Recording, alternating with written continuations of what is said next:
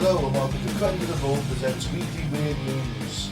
I'm Ben. This week I'm hanging out with Gaz. Hello. And Mike. Hello. This is our sister show to Cut Into the Ball, where we bring you the weekly world of the weird as we've found on the World Wide Web this week. Whoop whoop.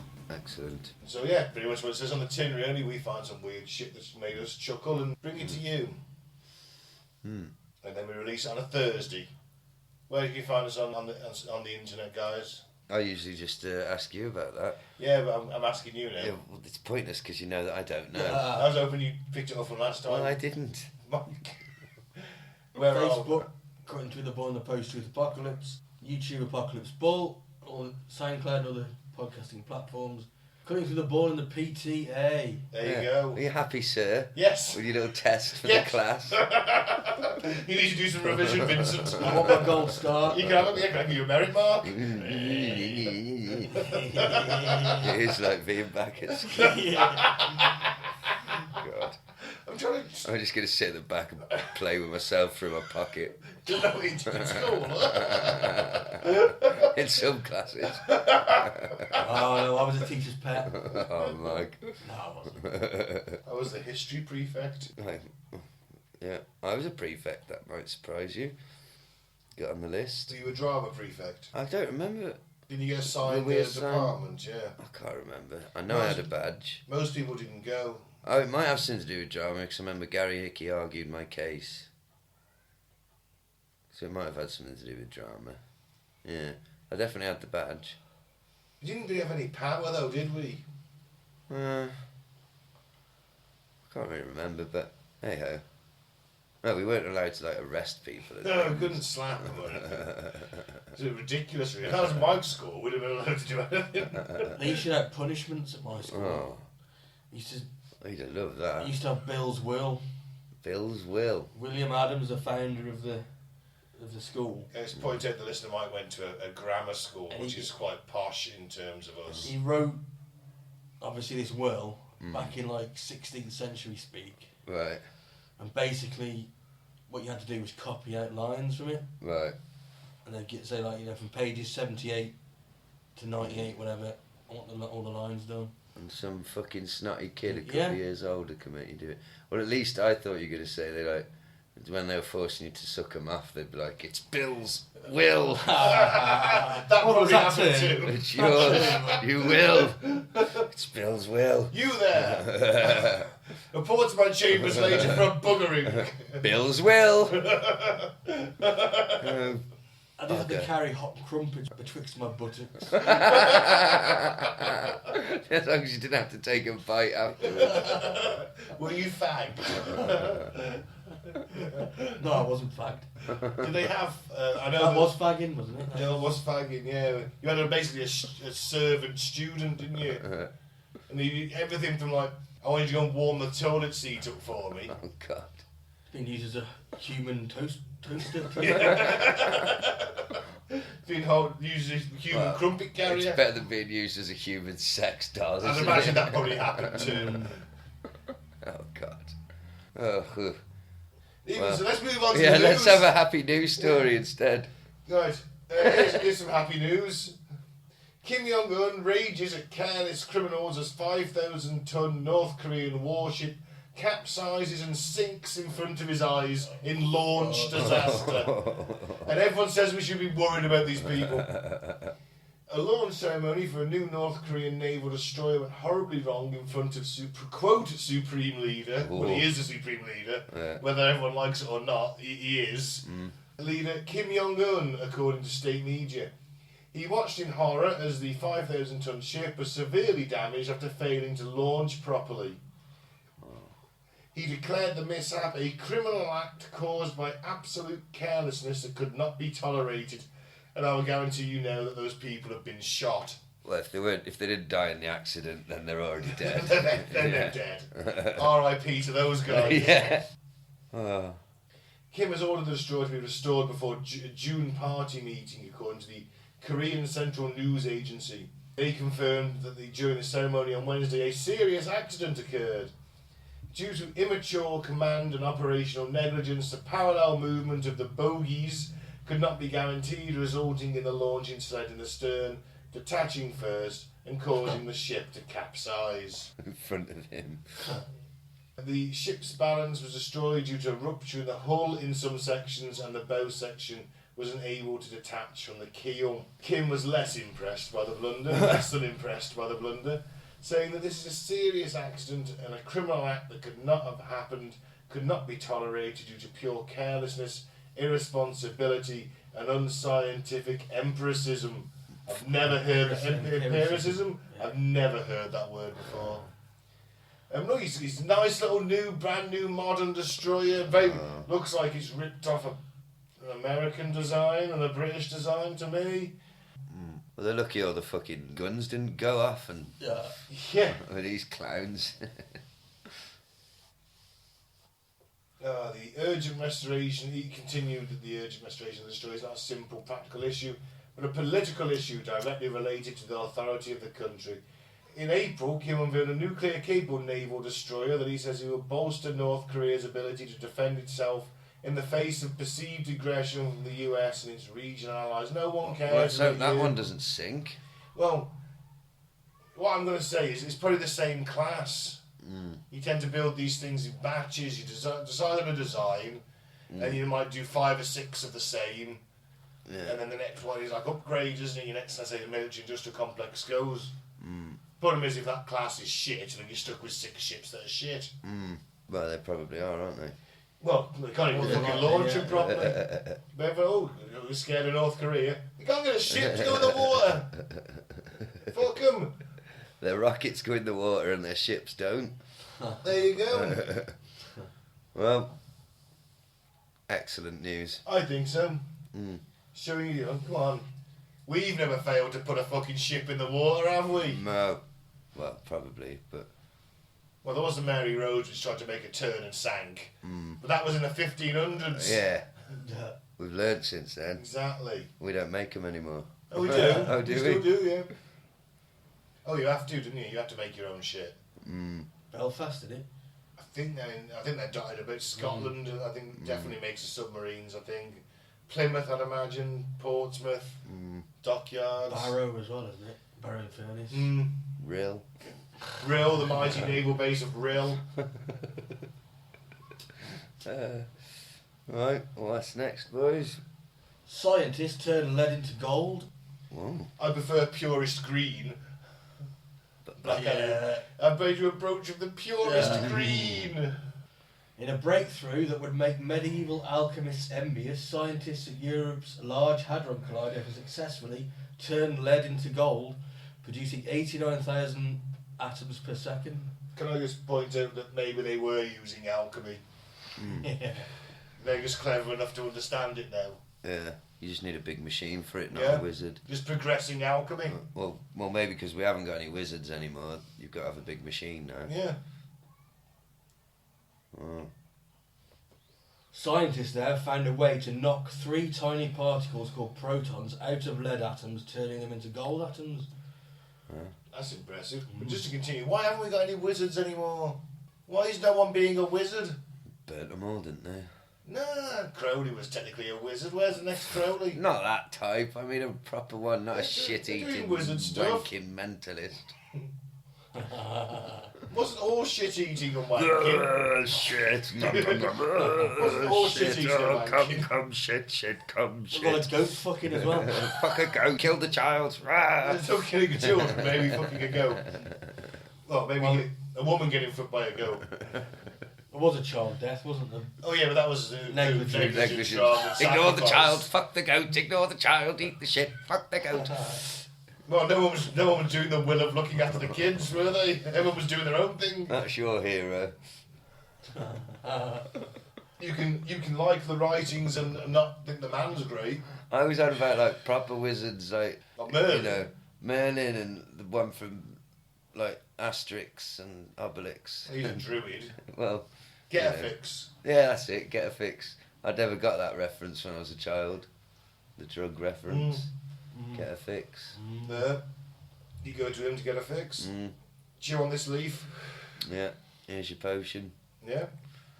But yeah. So sorry. Back to the lead. But did it say in the headline though that it only changed for a second. So Yeah. does that mean it changed back? No, Oh.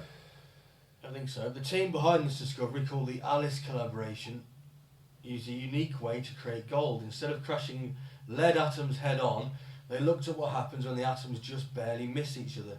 Researchers explain that when this happens, powerful electromagnetic fields around the atoms can cause them to change into different elements. Can I just say, Alice? Who the fuck is Alice? Who the fuck is Alice?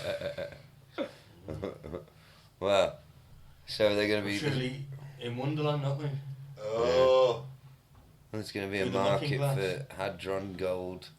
Well, surely that will devalue gold, won't it? If you can make gold, just Yeah. won't that devalue it I to the guess point so. of nothingness if you can just make it now? Well, Well, unless you could prove it used to be lead and then it's it's worth... taken them 3 years to create about 86 billion gold atoms. And while that sounds like a lot, when you add it all up, it only weighs about 29 picograms. I've never Which heard is of less than a trillionth of a gram. So you'd need 1 trillion times more to make even a tiny piece of jewellery. that. Oh, hang on. It's not like they're harvesting gold from it. It's just they're making it and then it fucks up. Yeah. They're just like, look, we can turn one thing into another. It's It lasts mental. for a fraction of a second, and then it Mm, breaks apart. But this is the it's start, isn't it? beginning, yeah. It's the beginning of turning yourself into a metal suit of armour. Well, if you can change lead into gold, does that mean you can change any element into any other element? They're going to burn the You can change atmosphere. humans into... They're going to burn the atmosphere. Yeah, they're going to turn it to fire. Why would they do that? It's going to go wrong. The machine will blow up. Well, It's bound to happen. there is many theories about CERN, which, funny enough, we just released an episode on. But, yeah, Could they transmogrify... Transmogrification Yeah. complete. Because it's humans. It's the Gorilla Man. Yeah, I'm give glad us, you're not in charge of CERN. give us Make the me an Gorilla army Men. of Gorilla Men. What about curing I world want hunger? 8 Gorilla foot- Man. 8 foot. Here's no give me the Gorilla Man. Do it. Fucking hell. Is this when CERN's got... Transmogrify it. Oh. Well, hopefully they're trying things like that. I don't Well, it's think not they long are, till it's they chuck an unethical. hamster in there, is it? Speaking of hamster, there's going to similar sense starts fucking destroying shit because there's no. It's a hamster. Goes to Mars and runs around on Yeah. a giant wheel. A big giant glass makes wheel. a giant wheel of itself and just runs around on it. Yeah. Well, okay, don't chuck a hamster in the hadron collector. I'm sure they put pencils and things in there, or a paper clip, You know they fucked about with it a bit, and you. a bra. You create a horrific interdimensional puke monster. What have you done? I thought it would be funny. I was going to post a video on Instagram, world's fastest pube. Oh, Well, well. Oh, gosh. oh wow. Well, a cat-sitting job that pays £65 an hour involves Harrods trips and classical music. It's alright, innit? Fucking 65 hell. quid an hour. Not bad work if you can get it. One lucky cat lover could be getting the perfect job. They wrote that, I didn't. Right. They were upping trips to Harrods to buy the feline some toys. £65 an hour. Whose cat is it? Avia Market, a London-based aircraft sales firm, is recruiting the minder for its office cat, Jerry. Duties involve buying toys from Harrods and playing classical music for the British short-hair Moggy. The role involves committing to a total of 40 hours per week, which works out £135,000 a year. Fuck my fucking life. I'll do it. Well, the company has had to take the advert down after it went viral on social media and more than 400 people that all? applied. Is that it? Something like 4 million. Lisa Bond, yeah, the employee responsible for recruiting the role, said, "I would say he is the gentleman of our office. He is a member of our team. He's another person just in a cat's body." Oh God, don't say he's making the decisions. £45 to £65 an hour. I'd take 45. Yeah. The job will involve consistent, attentive care for a well-tempered British short-hair cat, ensuring his daily routine is maintained to the highest standard. Oh fuck, it's only easy, isn't it? That's make sure the cat's awake, make sure he's napping, make sure he's in the house, in the office. Let him in, let him out. Let him in, let him out. You probably have to salute him. Let him out again and back in. Put him in little clothes now and again. On your lap, off your lap, on your lap.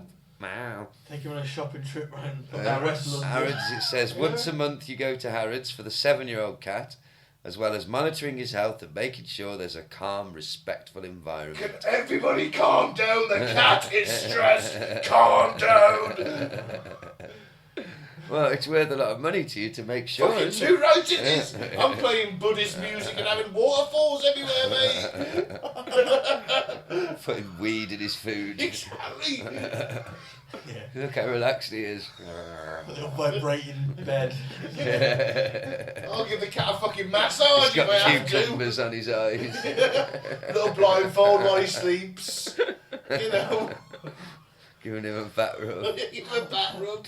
Oh, you got carrying on tension there, Jerry. Hang on, I'll sort that out for you. I follow a cat owner on Instagram, and they treat their cat like that.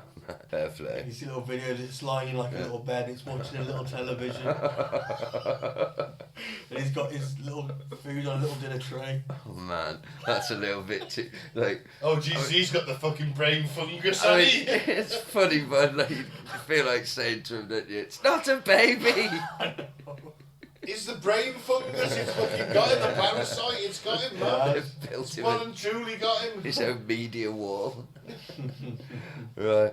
Well, another £65 an hour, and one of the tasks is fucking playing with him. Cleaning his feeding area and litter box. Well, we all do that anyway if you've got a cat. Providing fresh milk and food and gentle daily grooming. You must lick his testicles. Does that involve jacking him off and say he's the Irish scheming car? No. Oh shit, you don't want to fuck this up because he belongs to the firm's Russian boss, Oh God. Victor Martinov. You do not want Fucking that hell. cat dying, do you? Oh my god. Jesus. I will treat that cat like a fucking baby. Oh That's my it. god. Imagine if you lost close him. that window. Oh, fucking Jesus, close yeah. that fucking door. You're diving over he's- desks to he's- close windows. He just darts out the office door one day and into oncoming Oh traffic. no. Oh, You Jerry! throw yourself in front of the car to protect the cat. It's too late, he's gone, he's been knocked down. And then the Russian mafia after that. 2 seconds later, you'd been dragged off by 2 burly Russian security guards up to the Pento suite, and the owner just fucking shoots you in the face there and then. You're called into Victor's office and you realise you're standing on plastic. Yeah, there's a shark tank underneath. Oh no. You had one job. You disappoint me greatly. Oh, sorry. He's even hired Roy Keane to say he didn't do his job. That was your job. You didn't do your job. I'm sorry, I just love it when he says it though. So I've got into the overlap more. Well, And it's just like, oh, that is his job. it's his job, you're right. You can't argue with that statement, can you? That's his job. Well, it's safe to say I don't think I'd have got the job anyway, because, you know, I don't think they employ people like me in high-end offices. But I'm also glad, because although the money is good, and I'd love to be with a cat all day, I'm not fucking with anyone called Victor Manianov, whatever his name was. Anything goes wrong It's with too that risky, cat, isn't it? because anything could happen. You've heard the saying, curiosity killed the cat. There's lots of electrical equipment in an office. It could chew a wire or something, fall in the shredder. Oh Yeah. God. What you need to do, ahead of time, purchase a few lookalikes. That would Yeah. be good. You're making enough money. Yeah. I was going to Keep say, them at home, and if he dies, you Yeah, just let you... just replace him. just put the cat in a plastic bubble. So it just runs around in a ball all day. Like, it's got air holes and shit. You take it in to feed it, litter tray, blah, blah, blah. And you put the cat back in the plastic ball and just let it run around. Unless it shits in it and then Oh, you starts just clean it out, running don't you? around in a big... And it just runs shit all over itself. Well, you got to bath the cat. And then don't that's you? when Victor walks in. Oh, You're no! holding a shitty cat.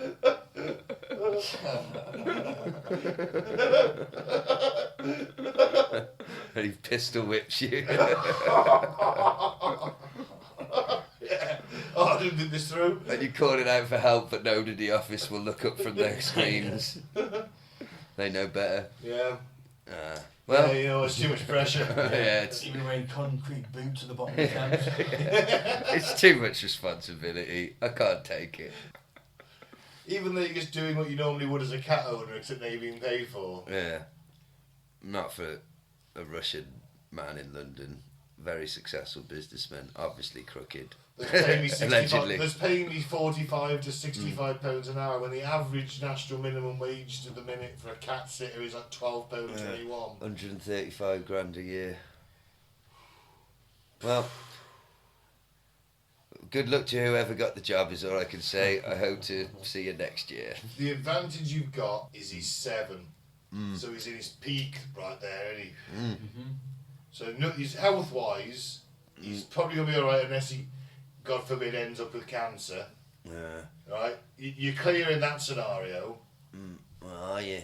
I think Because so. these Russian gangsters can be very hot-headed. You can't really do much about that, can you? If it gets like, there's an inherited disease maybe. I think that's still... But he might letting give him you, into traffic. he might dangle you off a balcony for that.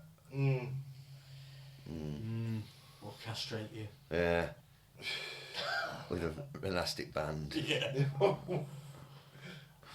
Oh, God. Well, good luck to them, like I say. Yeah. So, I think that's it, isn't it? Yeah, it is. It is. Oh no, we got a bonus. He was a perfect man. Then I smelled his Guinness farts.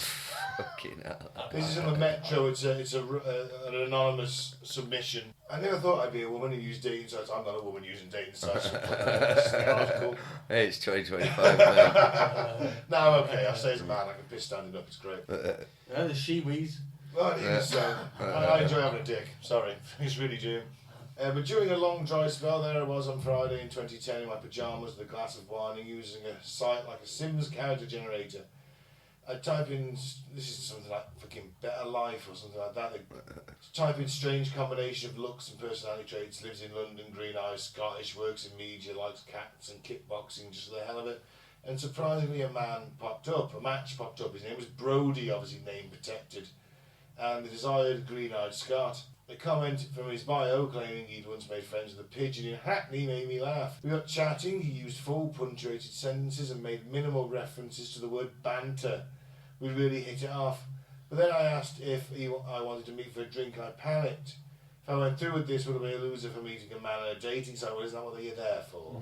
Fool. A week later, she closed the laptop and decided internet dating wasn't for her.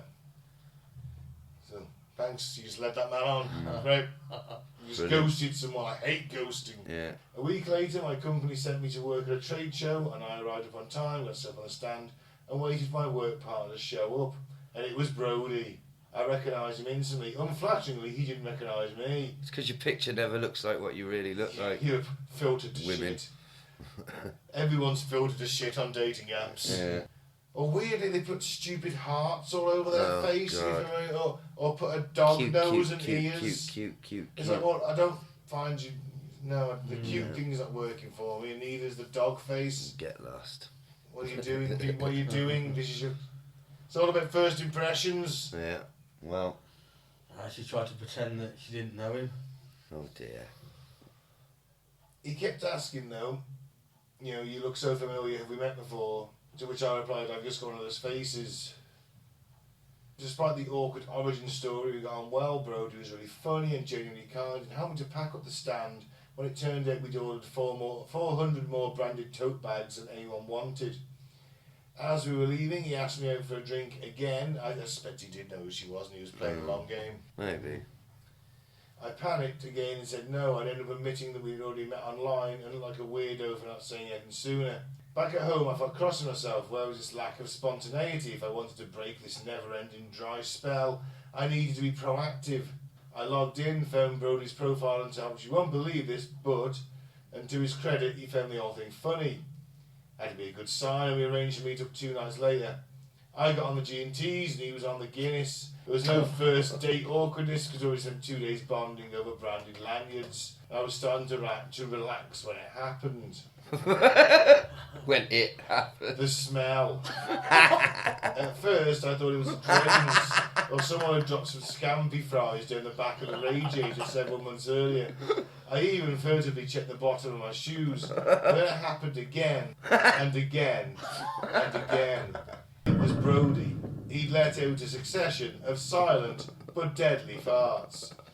And it became harder and harder to make small talk when being slowly suffocated by a cloud of Guinness gas. But I stuck it out until the smell began to travel. I saw the bartender wrinkle his nose, then sniff the beer trap. A couple next to us moved tables.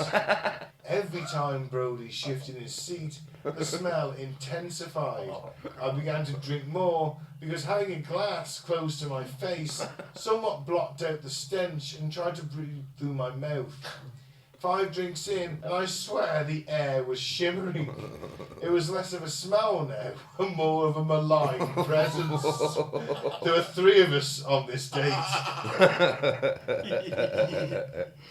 When I saw a group of girls at a nearby table spraying perfume into the air, I realised I couldn't take it anymore. As Brody leaned forward to start on the story, the smell enveloped me like a pungent cloak, and I blurted out, "I have to go now!" He looked surprised, but agreed it was late. It was 9 p.m. I expected his hug goodbye. I accepted his hug goodbye, angling my face away from the source. When I got home, I could still smell him on my clothes. God. I stripped off, scrubbed under a scalding shower, then deleted my dating profile for good. He messaged the next morning, "Such a great time last night. Hope we can do it again. Kiss." With a grimace, I replied, "Yeah, it was very fun, but I'll let you know," then hid my phone under a sofa cushion. I took a break from dating for good. I worked on myself. I joined a gym and a yoga class, both of which smelled better than Brody did. Now, online dating truly wasn't for me. I should have trusted my gut and not date someone who fills theirs with Guinness on an empty stomach. Okay, there's issues going on there. That's impressive. If he's cranking out them farts and turning the pub into what is a malign presence of odour, then number one, I am impressed. And the fact that he doesn't give a fuck, Yeah, he thinks he can still pull this woman. Yeah. But number two, if I knew that Guinness did that to me, Yeah, I wouldn't have. there's no way on earth I'd have ordered a Guinness. Well, I've never drank Guinness, really. I think I've had a couple of I cans. used to be a big drinker in the day. When I first started drinking, if there's anything I'd drink. But does it give you the farts? Next morning it can. Well, the shit's the next morning, mate. Fuck me, you fill the pan. It's black as Black well. as well, mate. Black as the ace of spades. It's fucking horrible, stinks. It's got a particular tang to it, Guinness shit. Tang. Yeah. I went through a phase of Guinness, and then I decided I preferred lager more because of the effects on my gut the next day. Fair enough. Well, And quite frankly, yes, there's a particular tang. You can taste it at the back of your throat. You're not meant to eat it. fucking Crowley, I fucking tell you what. No, that is the ultimate sacrifice. There's nowhere on earth anyone would ever do that. You're taking this shit. I was about to say, Eating taking this Guinness shit shit. way too seriously. No. Shit being the operative word. Oh, no. God, did you There's at no- least season it? No, there's nowhere on earth anyone would ever do that. But you can smell it at the back of your throat. Alright, I think we've covered Guinness shits. Then again, my gut's not the best ones to go by. I have a pungent tang at the top of it as well. Fuck's sake. Please, I'm going to give you a bit of advice. If you go on a date, don't tell them that. Don't lead with that. Funnily enough, I You don't. sit down with a and let lager. them find it out for themselves. He sits down with a lager and he's like, gotta have the lager, can't go anywhere near the Guinness because my shits have a certain tang. Anyway, how do You you won't do? want to wake up next to me, let's put it that way. Oh, clear the pub. Oh. How do you do? The fact remains with this, that this man had women visibly spraying perfume into the air around them and continued to not give a fuck and thought it had gone well. Or he maybe has zero sense of smell from years of toxic fart. Maybe that could be it. And he thought he was getting away with it because nobody had the balls to say, who is doing that? British politeness ruled in that scenario. You're going, you fucking smell that, you? No, it's not me, that fucking stinks. Who the fuck's that? And then you all realise it's this one dude when you walk past or something, you're like, fucking, it's the epicentre, it's right there. Oh, fucking hell. Well, I'm no expert whatsoever, but if I could give one piece of dating advice to the listeners, it would be don't fart a lot, especially on a first date or any date. Don't drink what is going to make you fart. Yeah. And if you do drink something that makes you fart, go out for a fag. Yeah, even if you don't smoke. Yeah. Just fucking hell. He's never going to get laid, that fella. No.